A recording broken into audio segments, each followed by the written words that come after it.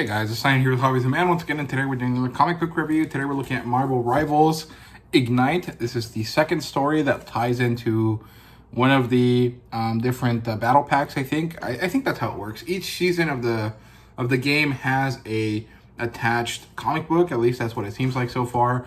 And this one is a kind of like Asian inspired one, and they have a bunch of Asian creators working on this one to tie in with Venom or something like that.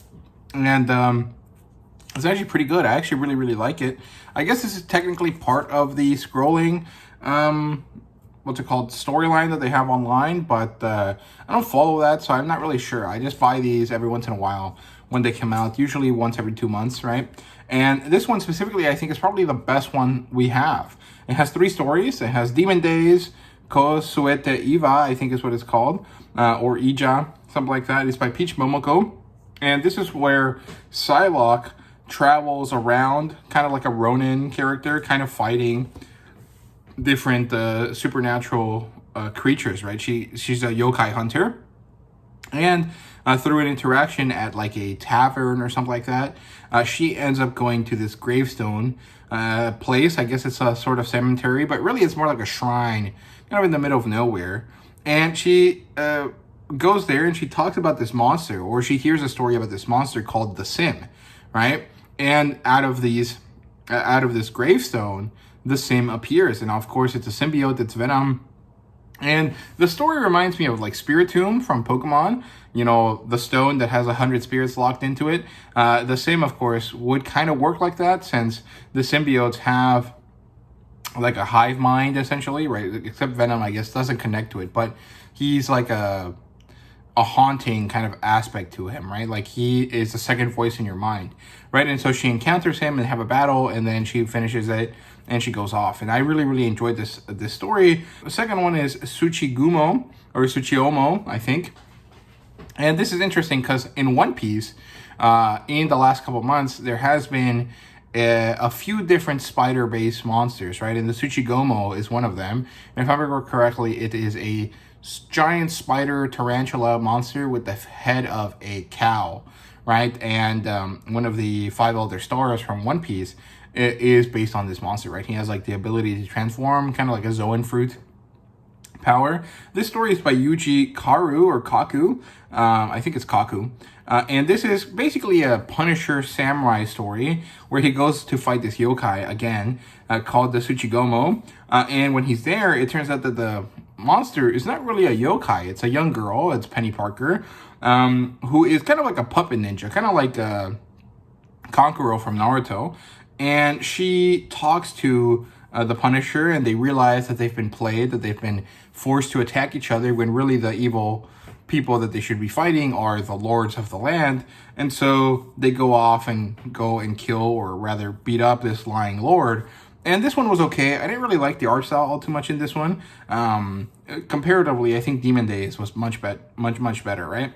And then the third story is The Sounds of Victory. This one's done by Mitsuyasu Sakai and Ryusei Yamada. Sorry if I can't pronounce that correctly. And this is basically a medieval K-pop concert or something like that.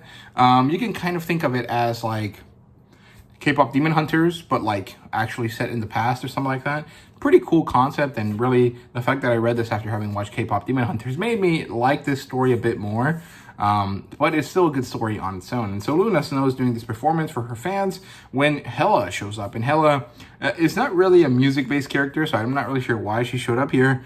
But she's there to destroy the world, and as they fight, Luna manages to win due to like the love that her fans have for her, right? So basically them cheering for her helps her gain power, and through that she gets to defeat Hela, which again is very similar to K-pop Demon Hunters. So that's pretty interesting that these two kind of stories come up at the same time. This was definitely done before K-pop Demon Hunters, so I guess it's just a thing that happens in Asian cultures that maybe I'm not aware of. Like maybe this is like a trope that happens, right? But it is very much like power of friendship type stuff, but specifically tied to music, right?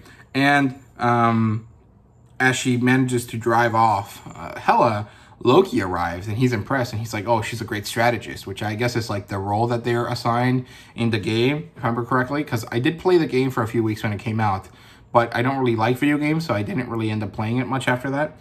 And this was a pretty good story as well. I would definitely say Demon Days is best, then The Sounds of Victory, then Tsuchigumo. And overall, this is a really, really great issue. Each of these stories highlights the characters very well through the use of color. If you guys have been watching Dan recently, it does the same kind of thing where everything is in black and white except for the small splashes of color that allow you to really focus in on the characters, right? In the first one, I think it was red. In the second one, I think it was... sorry, I think in the first one it was purple, and the second one it was red, and then the third one it was like blue and green, right? And it's very cool. It's very similar to Star Wars Visions as well, if you guys are interested in that. So very, very anime feeling. You know, as a fan of manga and anime, as you guys can see all around me, that really worked for me. However, I'm not necessarily sure it'll work for everyone else, but I do think that this is probably the highest quality Marvel Rivals, comic book we've gotten so far. And it'll probably be the best for a long time. So we'll see. Maybe that changes with the new Venom one that they're coming out with in a few weeks. Let's see when that is, because I have my computer open here behind me. Yep, it's in October. It's called Marvel Rivals King in Black, #1. This one follows Jeff, Rocket Raccoon, Thing, and Squirrel Girl, who have been paired up for whatever reason together against Hela, and Blade and Phoenix are introduced because they just came out in the video game recently. And of course, Angela was also just recently announced, so I'm sure she'll be at the next one, which will be pretty cool because I really like her design. But yeah, there really isn't too much else to say. Definitely the best one so far. If you've read it, let me know down below. What do you think? If you haven't read it, are you going to track it down? It shouldn't be too hard to do so, but the price point is maybe worth it for this one, since you do get 3 stories that are all pretty long for about $6 if you get a cover price. But I would definitely recommend you look for it in discount stores and secondhand stores and stuff like that, because that's probably, more bang for your buck anyway. So yeah. But go find it if you can, if you're interested in it. And see you guys next time.